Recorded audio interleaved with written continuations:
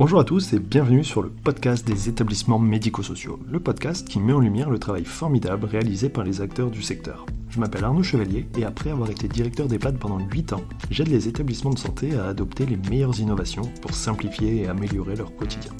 J'ai créé ce podcast pour partager les belles expériences portées par des gens passionnés. Avant de commencer, si vous appréciez ce podcast, vous pouvez vous abonner pour ne rater aucun épisode et encore mieux, mettre une note 5 étoiles sur Apple Podcast et le partager à vos collègues. Sur ce, bon épisode. Bonjour à tous. Aujourd'hui, encore une fois, je discute avec Jean-Pierre Rizot, le président de la FNADEPA. C'est notre rendez-vous, on va dire, semestriel pour faire le point sur l'actu et ce qui se passe dans le monde des maisons de retraite et de l'accompagnement des personnes âgées. Alors, merci encore Jean-Pierre de participer, de te prêter à l'exercice et de répondre toujours présent. Le sujet du jour, ma question, c'est: est-ce que les vieux méritent mieux? Bonjour Arnaud, oui, merci, bonjour à tous. Merci de m'accueillir encore une fois et d'accueillir la FNADEPA, comme tu l'as dit, tous les 6 mois environ. Oui, les vieux méritent mieux, nous l'avons dit, nous l'avons exprimé le 4 octobre de manière extrêmement forte. Chacun, tu le sais, nombre de ceux qui nous écoutent y ont participé. Les vieux méritent mieux qu'aujourd'hui, que la situation telle qu'elle leur est proposée. Au fond, dans les mesures qui sont celles que le gouvernement promeut dans un PLFSS et que les parlementaires ont à discuter. Quelques chiffres, Arnaud, si tu le permets, issus d'une enquête que nous avons faite au sein de notre réseau, 1400, je rappelle, 1400 adhérents, directrices, directeurs d'EHPAD, de résidence autonomie et de services à domicile de manière très générale. Il faut rappeler qu'aujourd'hui, 89% des directeurs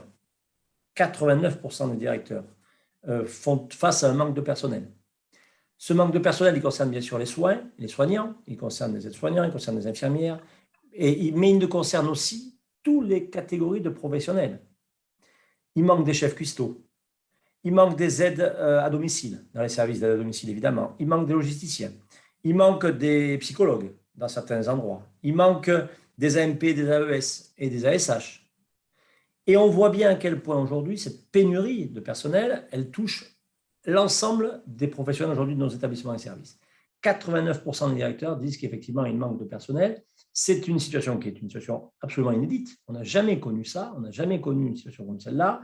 Et on se retrouve aujourd'hui, au-delà de cette difficulté intrinsèque dans le fonctionnement des établissements, avec un taux d'inflation qui est galopant. Tu le sais, et chacun le sait ici, l'inflation actuellement pour les établissements et services pour personnes âgées, c'est 14%. Très au-delà, bien sûr, de l'inflation, du taux d'inflation pour les particuliers telle qu'elle ressort aujourd'hui des enquêtes économiques. 50% pour le gaz, 54% pour l'électricité, 11% sur les denrées alimentaires. Là, on voit bien à quel point la situation aujourd'hui dans les établissements et dans les services, en tout cas pour les directrices et les directeurs qui en assurent la responsabilité, est devenu extrêmement complexe entre, en effet, les tensions RH et des tensions économiques qui n'ont jamais été aussi importantes. Et si les vieux méritent mieux, Arnaud, c'est parce que ces tensions-là qui concernent aujourd'hui les établissements, elles concernent nos résidents. Elles concernent les personnes âgées, qu'ils habitent à leur domicile traditionnel ou qu'ils habitent en établissement. Et la situation aujourd'hui telle que nous l'avons constatée, nous, au sein de notre réseau, évidemment, tu l'imagines bien, elle transparaît largement sur l'ensemble des établissements et services pour personnes âgées aujourd'hui. Et c'est bien la question aujourd'hui qui est posée, c'est-à-dire comment est-ce que les réponses qui sont apportées s'adaptent à la situation du moment. Je le redis, mais on a aujourd'hui une situation budgétaire qui est catastrophique pour beaucoup d'établissements. 85% de nos adhérents disent qu'ils prévoient un déficit budgétaire en fin d'année. Et 85% de nos établissements et des services en difficulté, c'est une offre de services, une réponse aux besoins pour nos vieux qui peut devenir problématique. Demain, on le sait, ce qui fait la force de notre organisation, c'est la richesse et la diversité des intervenants, des opérateurs, des établissements et des services. Il ne s'agirait pas qu'à l'issue de cette crise économique, il n'y ait au fond plus qu'un modèle qui aurait survécu à cette crise à la fois de ressources humaines et à la fois économique, et que ce modèle-là ne soit pas adapté au plus grand nombre. Parce que l'enjeu, quand même, à la fin des pas, et ailleurs, c'est de dire il faut que nos établissements et services puissent répondre aux attentes et aux besoins de nos personnes âgées d'aujourd'hui et celles de demain. Donc, ce point de départ-là et ce constat que nous avons fait dans notre réseau, nous, on considère aujourd'hui que les réponses qui sont apportées par l'État sont insuffisantes. Je prendrai le texte emblématique qui est le PLFSS 2023. Alors, je passe sur les rebondissements et l'usage du 49.3 à plusieurs reprises déjà sur ce texte-là et la situation telle qu'elle est aujourd'hui. Mais ce que l'on voit bien, c'est que les mesures nouvelles, c'est 300 millions d'euros dans ce PLFSS et que c'est en aucun cas de nature à répondre au fond aux attentes. Et là encore, tu sais qu'à la fin des pas, nous sommes des pragmatiques. Et quand Dominique Libaud disait il y a 3 ans qu'il fallait 10 milliards en 2023, on n'y sera pas. On sera loin d'y être. Et ces mesures-là, aujourd'hui, elles ne sont pas de nature à répondre aux attentes et aux besoins. Mais pas seulement des directeurs, pas seulement des équipes, mais aussi de celles et ceux qui aujourd'hui sont accompagnés. Tu me permettras, Arnaud, un focus sur les services à domicile. La situation aujourd'hui à domicile, elle est assez catastrophique parce que la plupart de nos adhérents sont dans l'incapacité aujourd'hui d'honorer même les plans d'aide qu'ils ont à honorer. La plupart de nos adhérents aujourd'hui sont incapables de prendre de nouveaux plans d'aide, d'accompagner de nouvelles personnes. Et c'est ça la situation aujourd'hui telle qu'elle est, c'est-à-dire que l'état des lieux aujourd'hui que nous avons fait, nous, au sein de notre réseau, et qu'on peut dupliquer largement sur d'autres fédérations sans doute, montre à quel point les besoins de maintenant sont extrêmement importants et que les réponses qui sont apportées par l'État et que les parlementaires ont à discuter ne sont pas à la hauteur aujourd'hui de ces enjeux-là. C'est pour ça que les vieux méritent mieux. Ils méritent mieux que les réponses qu'aujourd'hui on peut leur apporter. Ils méritent mieux que les plans d'aide à domicile qui sont insuffisants et insatisfaisants et qu'on n'arrive même pas à honorer. Ils méritent mieux que les moyens humains dont disposent aujourd'hui nos établissements, et quand je parle de moyens humains, c'est des soignants et les non-soignants, sont aujourd'hui à disposition. On sait qu'on a un taux d'encadrement aujourd'hui dans ce pays qui est très en deçà des taux d'encadrement des pays scandinaves, on le sait, on est à 0,63 environ. C'est très insuffisant par rapport aux attentes de celles et ceux qui vivent dans les établissements. Et on voit bien que la difficulté majeure aujourd'hui, elle réside aussi, peut-être même surtout, je dirais, dans la capacité que l'on a ou pas à répondre aux attentes. Ça, c'est une difficulté majeure de la vie aujourd'hui en établissement et à domicile de l'ensemble de nos vieux. Et oui, ils méritent mieux parce que les réponses qu'on peut leur apporter aujourd'hui ne sont pas satisfaisantes. C'est vraiment aberrant de se dire qu'on est dans une logique de privilégier le maintien à domicile, ce qui est l'attente des gens et des Français, et que finalement, c'est les services à domicile qui sont certainement les plus en souffrance sur le plan RH, avec des équipes qui sont j'ai envie de dire décimées en fait, et où du coup on n'arrive pas à répondre juste aux besoins, mais qui sont les besoins juste de base en fait, d'activité et de passer chez les gens. C'est quand même aberrant. Comment on peut en arriver là en fait? Je crois qu'aujourd'hui la question de la réflexion autour du virage domiciliaire, de l'approche domiciliaire, elle se heurte à la réalité des faits. La réalité des faits, elle tient à plusieurs sujets. Premièrement, on voit bien à quel point la question de l'application aujourd'hui de revalorisation salariale, en tout cas pour la branche de l'aide à domicile associative, a été forte. Nous avons parlé ici, tu t'en souviens, de l'avenant 43 de la convention collective. Alors, ça ne concerne que la branche à domicile, mais quand même, c'est quand même des opérateurs importants, les associatifs dans le secteur. Je te parle aujourd'hui de l'avenant 51 et 52 qui ont aussi revalorisé les salaires. Et ces revalorisations massives, extrêmement massives pour nombre d'aides à domicile, ne s'est pas finalement coordonnée avec la fidélisation des professionnels. Nombre de salariés sont quand même partis, malgré ces augmentations de salaire. Et ça n'a pas fait venir de nouveaux candidats. Ça veut bien dire que la dimension financière n'est pas la seule volet aujourd'hui, on le sait, pour attirer de nouveaux candidats et pour conserver les candidats et les salariés que nous avons.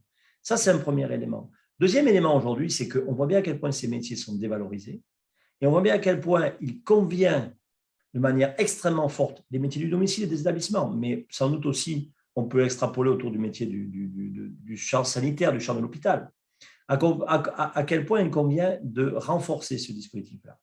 Et ça n'est pas les 3000 postes proposés dans le PLFSS 2023 qui vont permettre ce plan Marshall, Arnaud. Un plan Marshall des emplois, un Big Bang aujourd'hui autour de la question des emplois de ce secteur-là, ça ne peut pas être fait par demi-mesure. Ça doit se construire autour d'actions fortes et d'un investissement fort, on le sait, sur des emplois en masse. On ne construira pas une vraie prise de considération de ces métiers-là en proposant 3000 postes de plus en EHPAD, ce qui, rappelons-le, ne fait même pas un demi-poste supplémentaire par EHPAD. Il y en a 7000 en France. Donc, on est loin, tu vois, de cet effet, au fond, de cet effet levier qui permettra d'avoir une vraie dynamique de création d'emplois massive dont le secteur a besoin. Et le secteur de l'aide à domicile a besoin évidemment de dispositions qui permettent de valoriser ces métiers et d'assurer des formes d'encadrement intermédiaire, des formes de logique, là encore de qualité dans l'approche qui est menée, et l'établissement aussi. Sur l'établissement, je fais une courte parenthèse, je reviens un peu sur le domicile. Sur l'établissement, aujourd'hui, on le sait, ce qu'il faut dans l'établissement, c'est plus de moyens humains.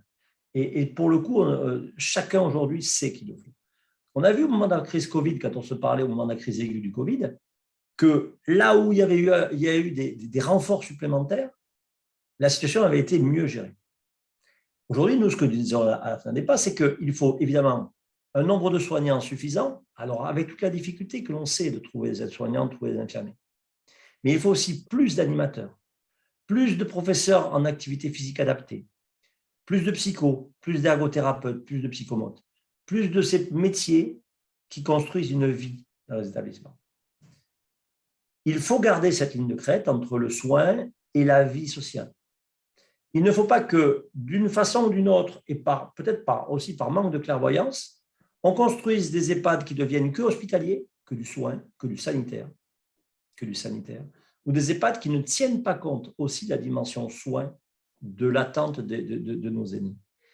Il y a tout ça à construire aujourd'hui. Et ce qu'il faut construire, en effet, c'est plus de moyens sur l'ensemble de ces métiers. Tu sais, les professeurs en activité physique adaptée, tous les adhérents de la FNADEPA qui ont la possibilité d'avoir des profs APA avec eux, disent les bienfaits, disent l'intérêt que ça a en complément d'intervention de kiné, disent à quel point ça fabrique de la vie à un moment où tous nous concentrons sur les Jeux Olympiques 2024 à Paris, qui est un événement évidemment formidable, mais le sport, c'est important. Et l'activité physique, c'est important.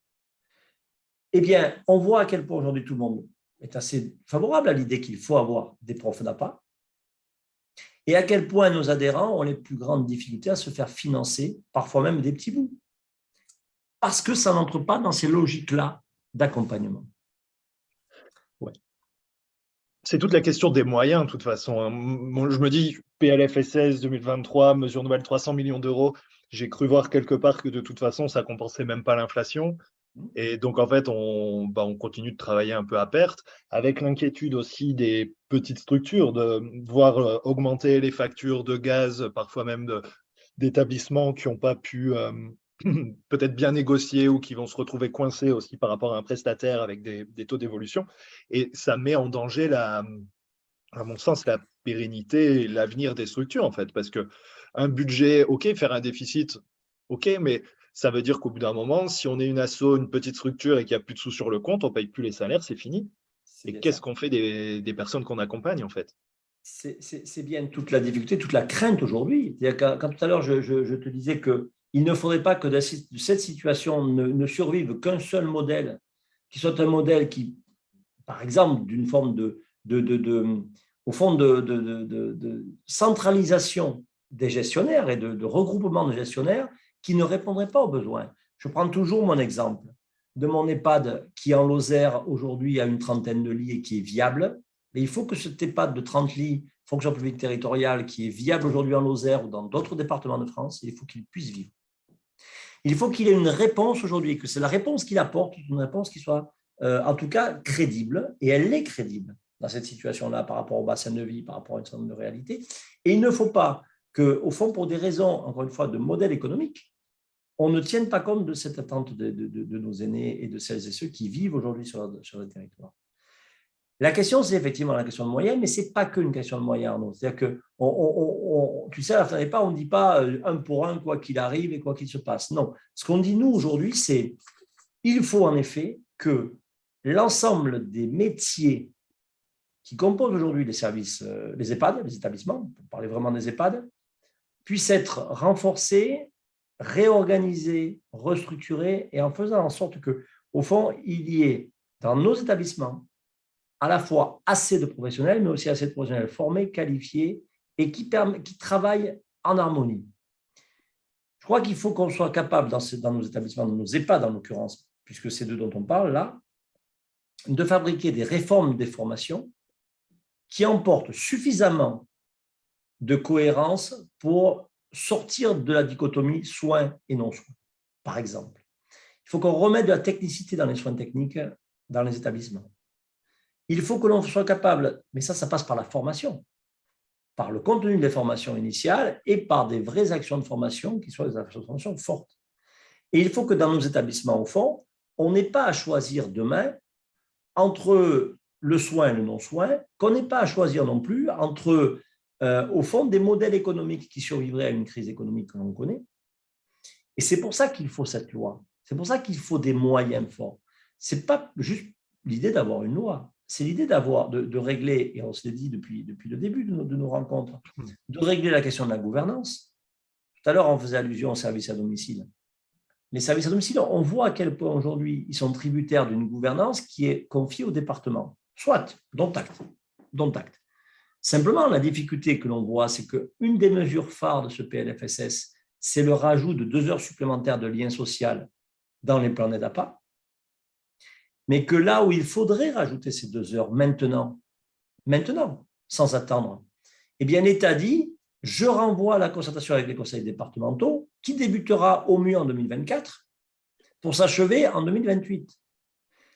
Comment est-ce qu'une mesure emblématique, qui est une mesure forte, qui est de dire, on va renforcer les plans d'APA pour que les personnes soient mieux accompagnées, sur cette dynamique lien social qui est à la fois une dynamique autour de la lutte contre l'isolement, mais aussi de valorisation des métiers de la domicile, en disant, oui, mais alors il ne se passera rien entre 2024 et 2028. Tout ça parce que les départements n'auront pas tous dans la même dynamique et la même vitesse pour intégrer ces 2 heures-là dans des plans d'APA, pour les évaluer, pour les mettre en application en termes informatiques, par exemple, et que la crainte que l'on a sur cette mesure, c'est qu'au fond, elle ne se traduise pas immédiatement par une augmentation de l'accompagnement.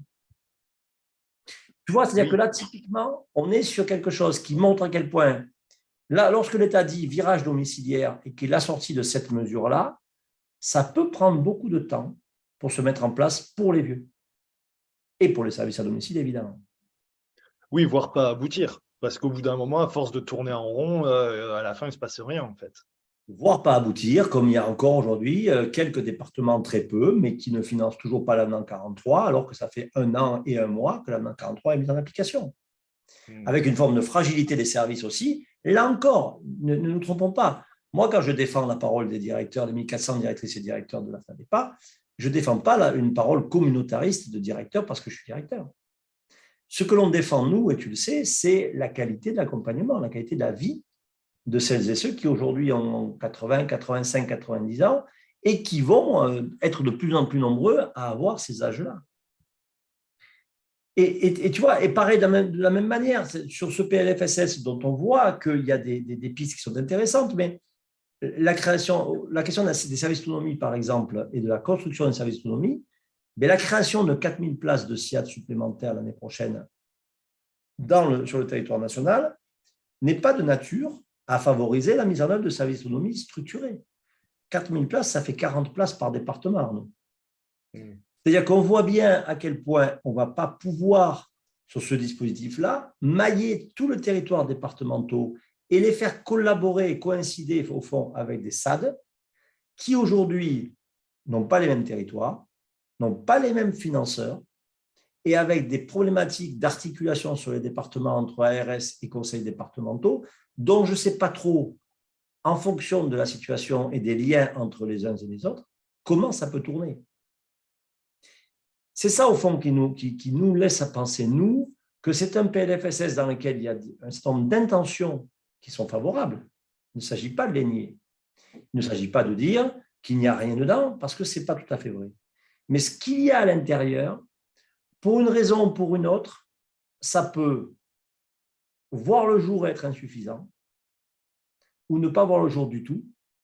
Et sur les 2 heures de lien social, par exemple sur le domicile, c'est une vraie inquiétude, ce sujet. Donc, les vieux méritent mieux, ça veut dire que les vieux méritent mieux qu'un PLFSS qui, encore une fois, ne peut donner que ce qu'il peut donner, qui, encore une fois, et je le redis, apporte des pistes de réflexion, mais en aucun cas apporte des réponses concrètes et suffisantes dans les établissements et dans les services. Ouais. On reste toujours dans la même difficulté, mais parce que c'est un peu mon sentiment, l'histoire qui se répète avec cette notion de se dire pourquoi c'est jamais pris au sérieux. Tu vois, pourquoi après crise sanitaire, c'était notre discussion déjà la dernière fois, tu vois, avec moi aussi, cette incompréhension qui peut à un moment aussi devenir un peu de la colère, tu vois, mais on voit, regarde, j'ai des équipes qui me disaient ça. En gros, grève des raffineries, on n'avait plus d'essence pour que les aides à domicile, elles aillent travailler, et à la fin, les salariés de chez Total prennent une augmentation de 6%. Tant mieux pour eux.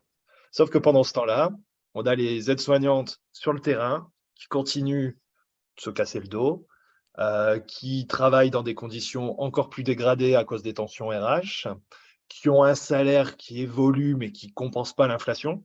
Donc, OK, on ne peut pas dire qu'il y a une évolution de salaire, mais finalement, pourquoi on en est encore dans une logique alors que c'est vraiment l'accompagnement des personnes âgées, que c'est enfin, je veux dire, on est sur un sujet qui est tellement important. Pourquoi les choses, vraiment, elles passent toujours à la trappe, en fait? Tu vois, pourquoi à chaque fois, il ne se passe rien? La question que tu poses, on se la pose tous. Alors, on se la pose tous, c'est-à-dire qu'on se dit pourquoi jamais prioritaire? Pourquoi la crise sanitaire avec le nombre de morts qu'il y a eu dans les établissements, dans les EHPAD? On le sait. Et ce nombre aurait été beaucoup plus élevé encore si les équipes n'avaient pas été formidables, si la dynamique qui s'est construite n'avait pas été formidable. Les suites de l'affaire Orpea, ce que ça a construit dans le secteur, ce que ça a mobilisé, même, enfin, rien aujourd'hui ne semble suffisant pour qu'il y ait ce que tout le monde aujourd'hui appelle de ses voeux, c'est-à-dire une loi sociétale, programmatique, et qui assurerait un financement à la hauteur et un financement pluriannuel. Et au fond, il y a bien quelque chose aujourd'hui qui semble un peu incompréhensible. Et pour nous, en tout cas, ce n'est pas la fabrique du bien vieillir qui va, le CNR lancé par le ministre, par le président de la République, puis par le ministre Jean-Christophe Combe, ce n'est pas ça qui va régler la question. Puisque tout est dit, Arnaud. La concertation aujourd'hui, qui est de nouveau une concertation lancée pour aboutir à des propositions en mai 2023, mais ce n'est pas mai 2023, c'est trop tard. C'est maintenant, aujourd'hui, que l'on connaît les situations et qu'on sait les besoins. Et tout ce qui a été écrit n'appelle que des décisions politiques. Et la décision politique, c'est de lancer, en effet, quelque chose qui ressemble à une grande loi sociétale pour que chaque Français puisse aussi s'exprimer sur comment est-ce qu'il veut vieillir demain. Bien vieillir, c'est ça. C'est qu'est-ce que moi, qu'est-ce que toi, qu'est-ce que chacun de celles et ceux qui écoutent attendent pour bien vieillir demain. Et nous, notre frustration et ce qui a mobilisé vraiment notre action du 4 octobre dernier, qui est un magnifique succès et grâce à chacun des directrices et des directeurs qui ont mobilisé. Tu sais qu'il y a des établissements dans lesquels il y avait 100, 120 personnes. Des résidents, des familles, des élus, des équipes, bien évidemment, des bénévoles qui étaient là et des professionnels libéraux, parfois professionnels de santé qui se sont joints à la manifestation. On a eu des succès fantastiques. On a réuni 18 000 personnes autour d'un écran, comme toi et moi aujourd'hui, et à dire tous, les vieux méritent mieux. Et on a eu des témoignages, Arnaud, qui étaient formidables de personnes âgées, de résidents, de personnes accompagnées dans les services qui ont témoigné de ce qu'était leur quotidien et que leur quotidien ne correspondait pas à ce qu'ils souhaitaient. Et que ce n'était pas de la faute du directeur, de la directrice ou des équipes. C'est qu'ils aimeraient bien avoir une douche par jour, mais que quand on leur en propose une par semaine, ben, ma foi, ils comprennent qu'il n'y a peut-être pas possibilité de faire mieux. Ce n'est pas ça aujourd'hui, accompagner bien ou mieux. Et nous le disons à la Fnac Darty depuis le début, et on continue à le dire aujourd'hui, et tu nous donnes l'occasion de le redire, mais on ne pourra pas construire un nouveau modèle d'accompagnement de nos aînés sans passer par un texte fondateur. Alors, je ne suis pas spécialiste, je ne suis pas un fan de la loi pour la loi, hein, mais là, ça se justifie. Et tant qu'on n'aura pas construit ça, qui sera un socle, encore une fois, et je le redis, tu le sais, pour traiter de la gouvernance, pour traiter du financement, et pour traiter aussi de la vision que la société veut avoir du grand âge, on n'aura pas traité le sujet. On ne traite pas un sujet aussi important que la citoyenneté dans un décret sur un CVS dont on a vu qu'il n'avait pas modifié, au fond, l'expression de la citoyenneté. C'est des vrais sujets sociétaux, tout ça. Et c'est pour ça que oui, cette mobilisation, on l'a menée, qu'on en est très fiers et qu'on va la poursuivre. Alors, les suites, ça se passe comment?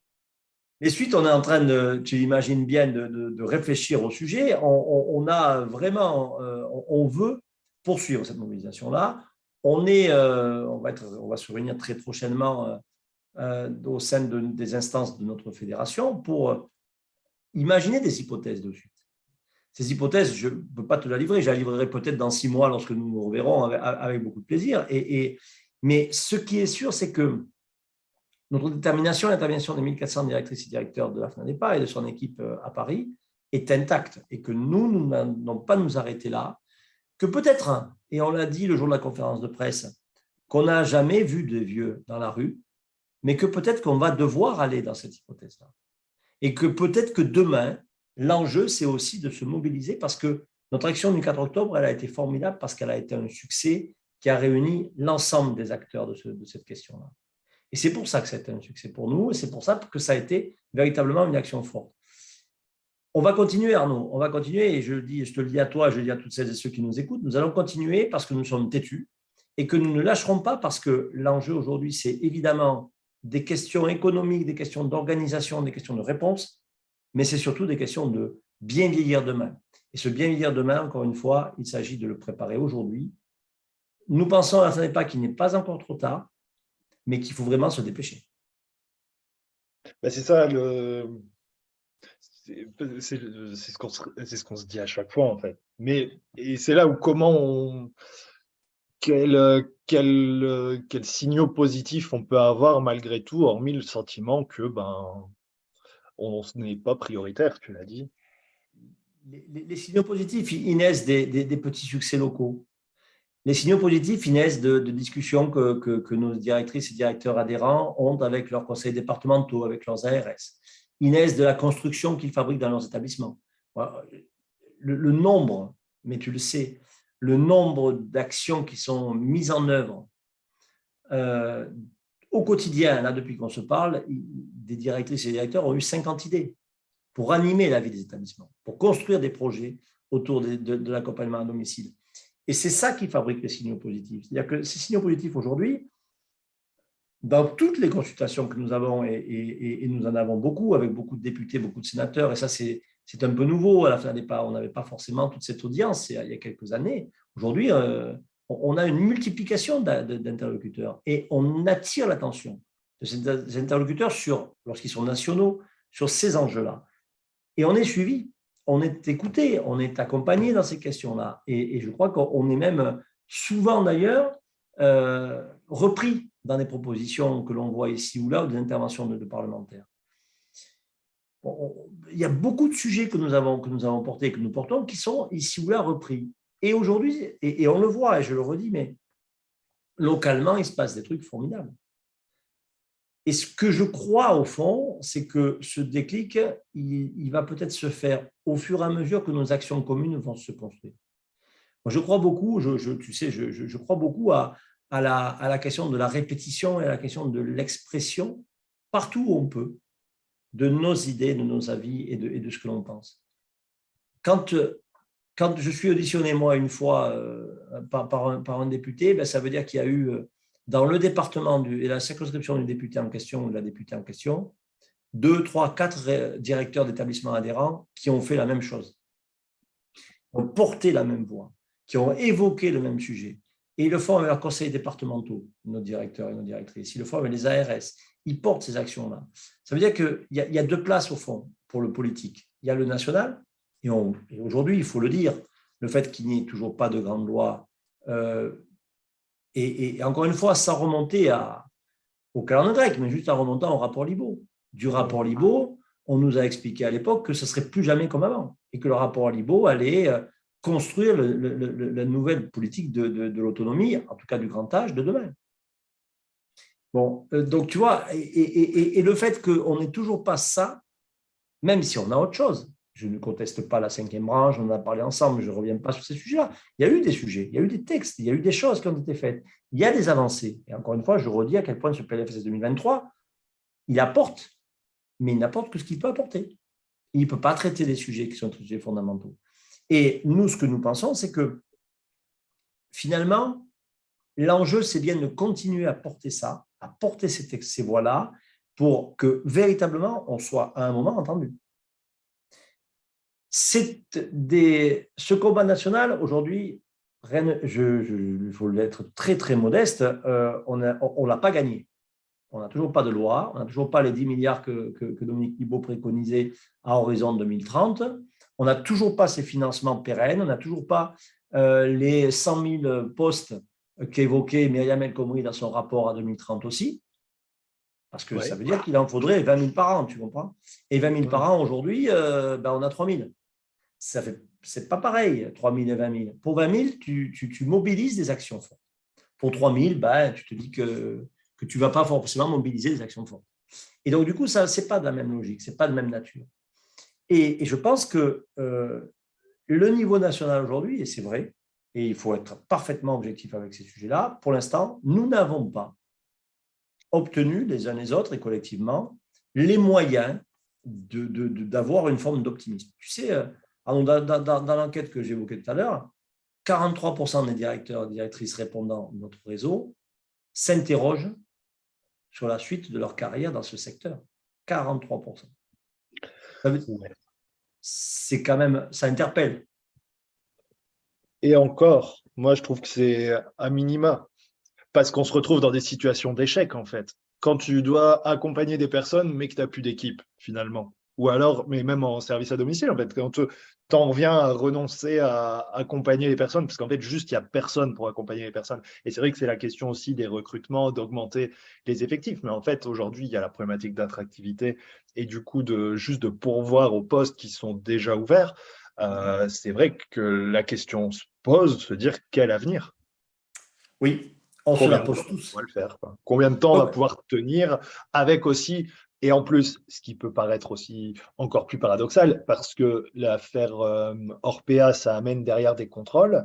Ça veut dire que derrière, il y a eu énormément de contrôles depuis, où, OK, c'est bien contrôlé et c'est important, mais ça remet encore plus les équipes et les directions, les établissements et les services en échec, parce que c'est bien de venir contrôler, mais on n'a pas réellement tous les moyens pour pouvoir fonctionner comme on le voudrait. Donc, ça amène vraiment une situation d'échec, en fait. On l'a dit lorsqu'on a été auditionné par Michel Meunier et Bernard Bonne, les sénateurs qui ont rédigé ce rapport. Tu sais, à la suite justement effectivement de l'affaire Orpea, ils ont beaucoup travaillé. Ils ont fait un rapport qui a été largement repris d'ailleurs autour des contrôles dans les établissements. Oui au contrôle, bien sûr. Oui au contrôle. Mais attention à ce que ces contrôles ne soient pas des contrôles, au fond, qui ne ciblent pas à la fois les bons interlocuteurs et les bonnes questions.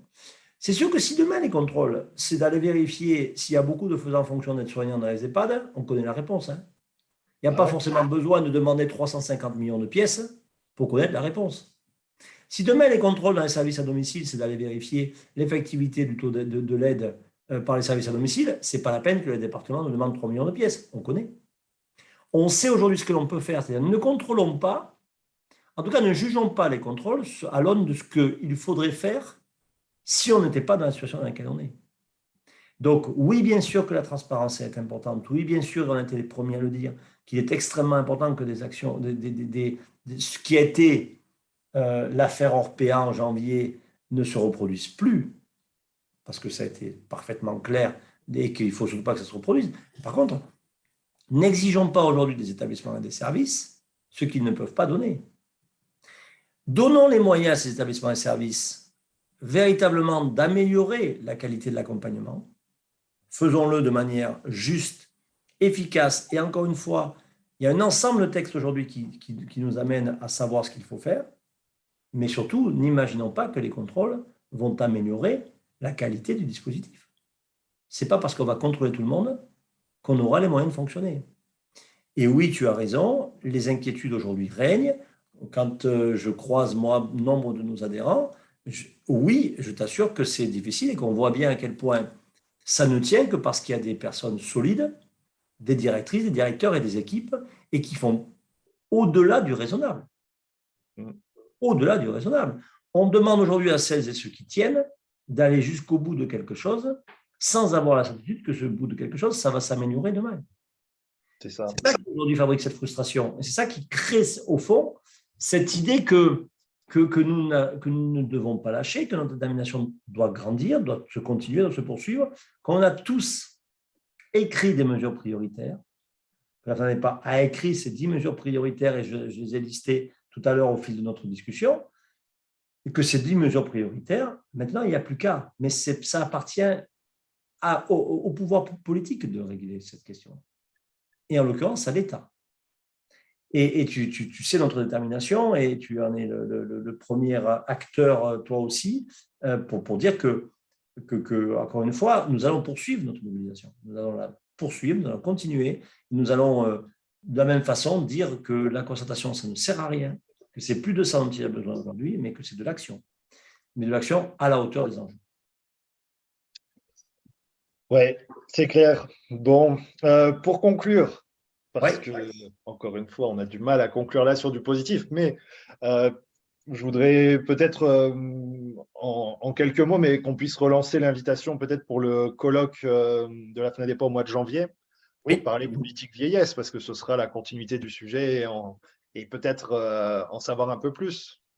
Tu as raison de le dire que la FNADEPA continue à se mobiliser. Le 26 janvier, en effet, à Paris, et l'ensemble des adhérents et des non-adhérents, bien sûr, est convié à cette réflexion extrêmement large autour des politiques vieillesse. Alors, tu sais, on a organisé tellement de colloques politiques vieillesse autour de la loi, grande pas loi, que là, on va élargir le prisme et on va parler de politique vieillesse en Europe.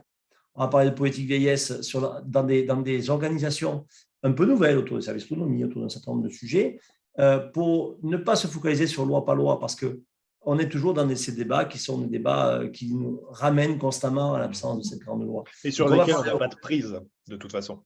Et sur laquelle on n'a pas de prise, de toute façon, sauf à continuer à se mobiliser, et sauf, parce qu'il faut toujours finir par des choses positives, et c'est bien le sujet aussi qu'il faut qu'on se dise, et peut-être la fin, avec ce colloque politique vieillesse qui aussi est un moment de grande convivialité et d'échange tout à fait intéressant entre nous tous, mais dire à quel point, moi, je reste impressionné par ce qui est construit sur le terrain. C'est-à-dire que quand je vois la force aujourd'hui, la capacité de celles et ceux qui accompagnent nos aînés, quel que soit leur lieu de vie, à inventer, à innover, à construire, à bâtir, malgré ces difficultés-là, eh bien, je suis admiratif et très fier de ce réseau et très fier des directrices et des directeurs qui construisent ça. Ça veut dire qu'il y a encore, et c'est aussi pour ça qu'on le fait, c'est aussi pour ça qu'on se bat, parce qu'au fond, quand on dit que les vieux méritent mieux, il n'y a pas que les vieux qui méritent mieux. Les directrices, les directeurs et l'ensemble des équipes méritent aussi mieux. Et on va continuer évidemment à porter notre parole là. Et notre détermination, Arnaud, est toujours intacte. Je te le dis. Bon. Eh ben, merci pour cette conclusion optimiste. Et merci à bientôt. Au moins le 26 janvier, au plus tard, à Paris, pour le colloque de la FNADEPA. Salut Jean-Pierre, à bientôt. Merci Arnaud. À très bientôt. Merci d'avoir écouté l'épisode jusqu'au bout, j'espère que le sujet vous a plu et qu'il vous inspirera. Pour m'aider à faire connaître le podcast, abonnez-vous sur votre plateforme d'écoute préférée ou notez-le et partagez-le sur vos réseaux sociaux. N'hésitez pas à me contacter sur LinkedIn pour toute remarque ou proposition de sujet. Bonne journée et à bientôt sur le podcast des établissements médico-sociaux.